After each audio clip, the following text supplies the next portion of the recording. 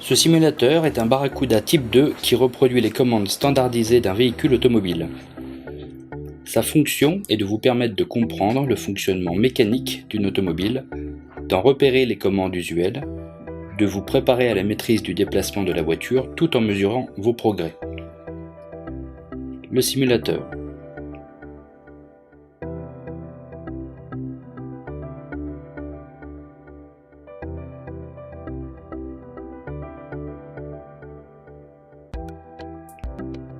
Pour vous installer, le siège est réglable en profondeur. Tenez le volant de la main droite et avec la main gauche, déverrouillez la barre de réglage pour avancer ou reculer le siège. Vérifiez en enfonçant à fond la pédale de gauche que vous êtes bien installé. Réglez ensuite votre dossier en décollant légèrement votre dos, tirez sur la manette et ajustez l'inclinaison pour maintenir confortablement votre corps. Vérifiez en tenant le volant en haut de la couronne que votre bras n'est pas tendu. Saisissez la ceinture et bouclez-la. Vérifiez qu'elle ne passe pas sur votre cou et qu'elle n'est pas vrillée. Pour conduire, maintenant que vous êtes bien installé, repérez où se situent les différentes commandes mécaniques dont vous allez avoir besoin pour débuter votre apprentissage. Le tableau de bord est composé de 2 cadrans et des principaux voyants du tableau de bord. Vous aurez besoin de lire les voyants d'alerte, notamment lors du démarrage du moteur. Le volant se tient à 2 mains sur la partie supérieure de la couronne afin d'accéder au commodo, au levier de vitesse ainsi qu'au frein de parquage appelé communément frein à main.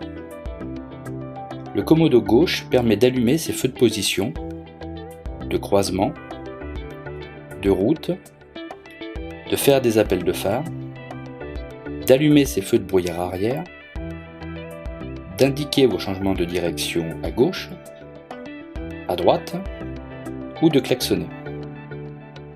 La commande des feux de détresse se situe sur le tableau de bord au-dessus des voyants. Le commodo droit permet d'actionner les essuie-glaces avant et arrière, mais vous n'en aurez pas besoin dans ces premiers apprentissages. Le sélecteur de vitesse ou levier de vitesse est situé à droite et permet de choisir 5 rapports de marche avant et 1 marche arrière. Le frein à main se manipule en le déverrouillant puis en le descendant jusqu'en bas pour le desserrer ou en le remontant pour le serrer plus ou moins. Vous aurez à le manipuler à chaque arrêt et lors des démarrages en côte. Les pédales s'utilisent avec le pied droit pour accélérer ou freiner tout en prenant soin de positionner le bout du pied sur chacune d'entre elles.